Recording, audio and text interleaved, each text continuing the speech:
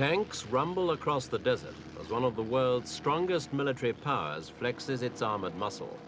The country is Iran, which hopes by the 1980s to have the fourth largest armed forces in the world after the United States, the Soviet Union, and China.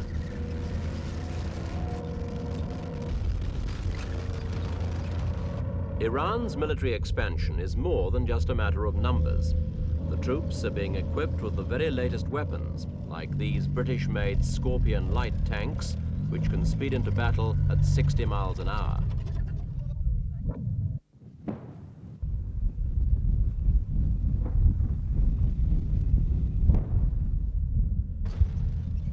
It's all part of Iran's emergence as a major force in an area that's increasingly important in terms of world peace and energy supplies. Roving reports been to Iran to look at some aspects of its growing power. We begin at an army camp outside the capital, Tehran.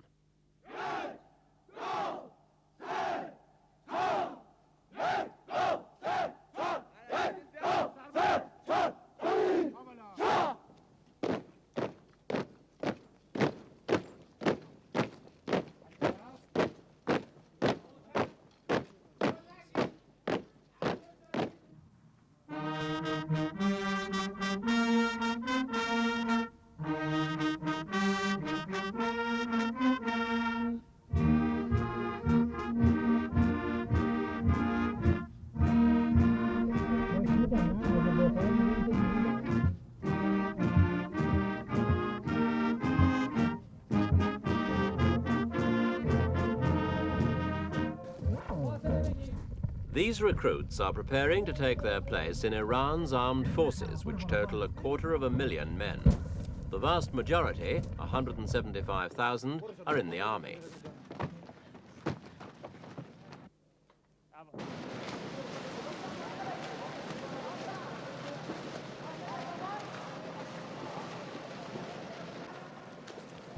The base near Tehran trains the Army's future non-commissioned officers. After 2 years of training like this, the men will be posted to units with the rank of corporal. There are 500 trainees on the course. It's been designed to provide a new backbone for the command structure of Iran's expanding army.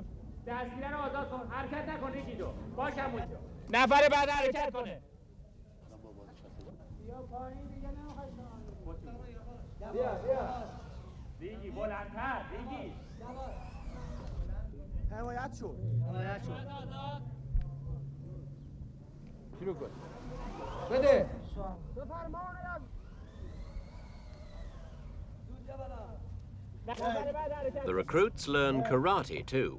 This was the personal idea of the Shah, Iran's ruler. His decision to expand the armed forces has meant Iran's had to look abroad for more than just equipment.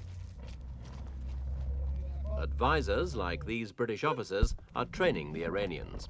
Most of the advisors come from Britain or the United States. All this military expansion has, of course, been fueled by Iran's oil wealth. The country is the world's second biggest oil producer after Saudi Arabia.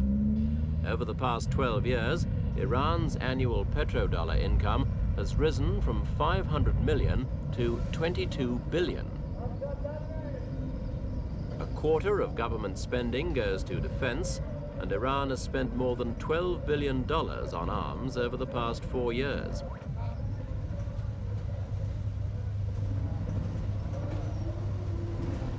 Some of the government's critics say Iran has become too dependent on oil revenue. Oil earns 78% of the country's foreign exchange and pays for half of all government spending.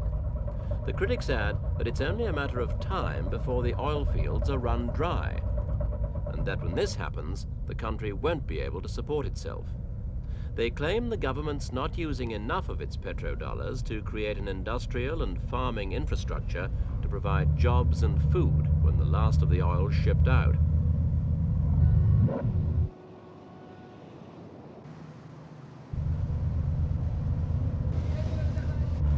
Oil wealth has meant more than 1 million cars clogging the streets of Tehran.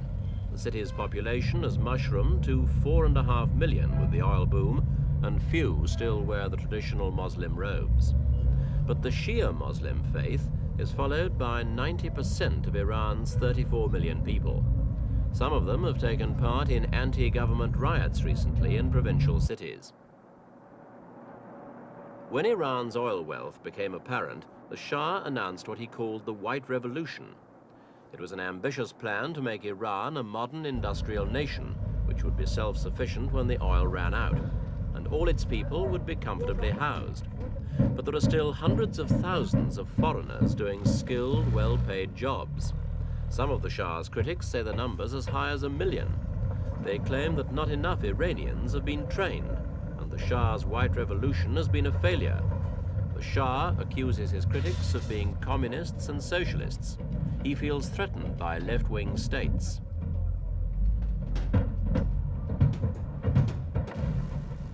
This is the Strait of Hormuz, at the mouth of the Gulf, and the only route for exporting Iran's oil.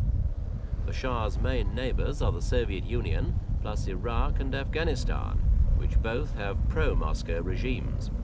So the Iranians have also invested in naval muscle to protect their oil lifeline.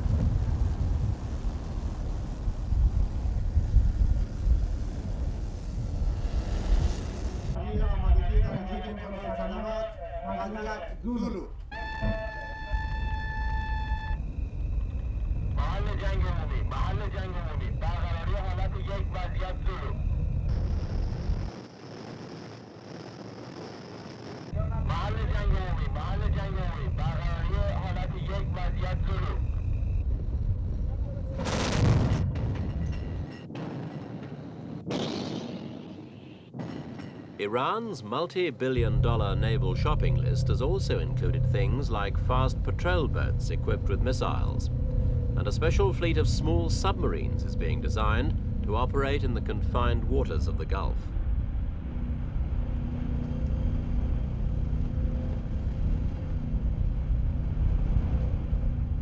The Shah's Navy uses helicopters for communications and submarine hunting, like most other navies. But hovercraft are an unusual naval vessel which the Iranians have used extensively. They've bought a fleet of 14 from Britain, and the vessels are equipped to rush troops to any part of the Gulf in just 2 hours.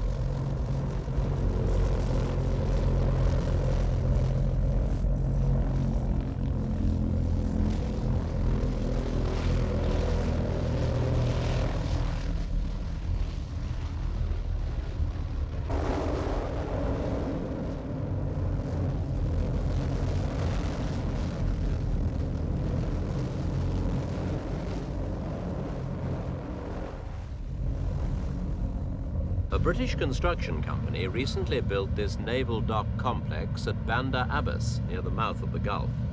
So the Shah's fleet can now come here for extensive refits that previously meant long trips overseas.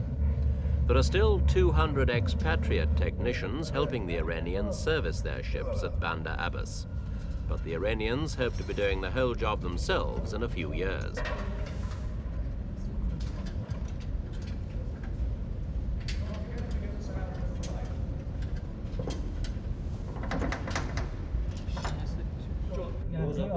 Iranians are flying fighting aircraft.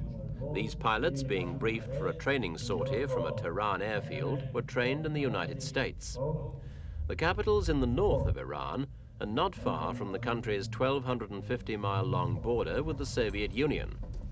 The government's strong anti-communist line means its strategy is geared to defending Iran against a Soviet attack. Here, the pilots practice a scramble, or quick takeoff, in their US-made Phantom fighter bombers.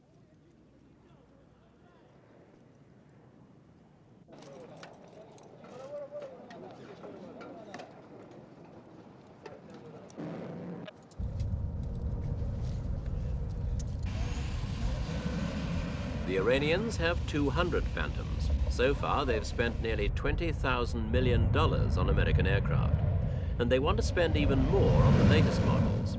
The Shah's told President Carter he needs the most up-to-date planes available in case his Air Force has to take on the sophisticated Soviet MiG-251s.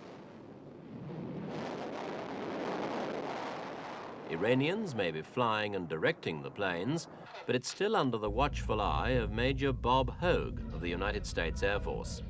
He's one of 15,000 American military advisors in Iran.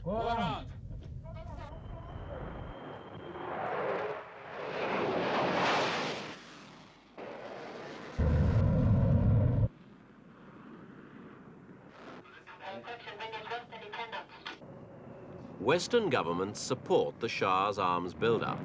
But in the American Congress, for example, there has been some criticism that the threat does not justify spending so much money.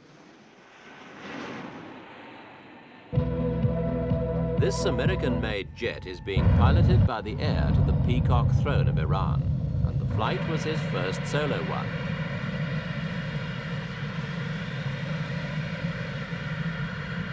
Empress Farah was there to congratulate her 17-year-old son, Prince Reza, when he landed safely. When he succeeds his father, Prince Reza will be the third member of the Pahlavi family to rule the country. His grandfather, Reza Pahlavi, was a former army sergeant who seized power in a coup d'etat in 1921. He started as prime minister, but 5 years later, he became the then Kingdom of Persia's latest Shah in a dynasty going back over 2,500 years. The present occupant of the Peacock throne is Shah Mohammad Reza Pahlavi. We asked him how far he thought the West would go if his rule was threatened by the Soviet Union.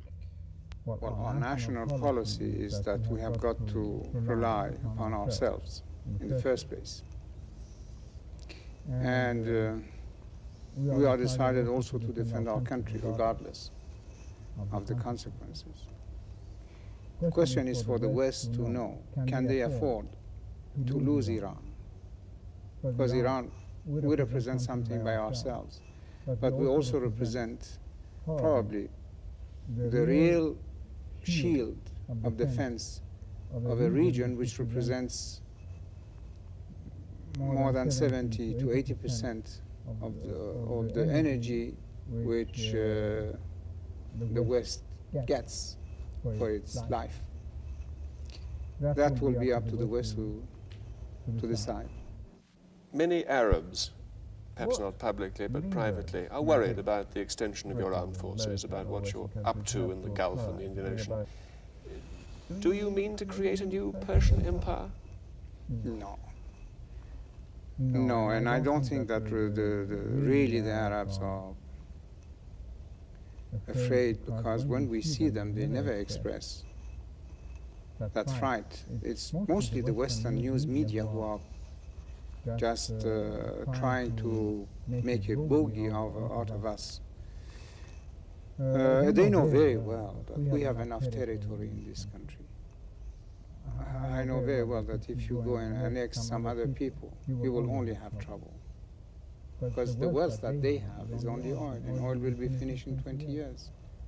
But the troubles will remain with us. Now, this is completely nonsense that we try to establish an empire. To do what? The Shah may not seek an empire, but he continues to fear the Soviets may try to oust him so they can have naval access to the Gulf and the Indian Ocean. Iran has more British tanks than the British Army.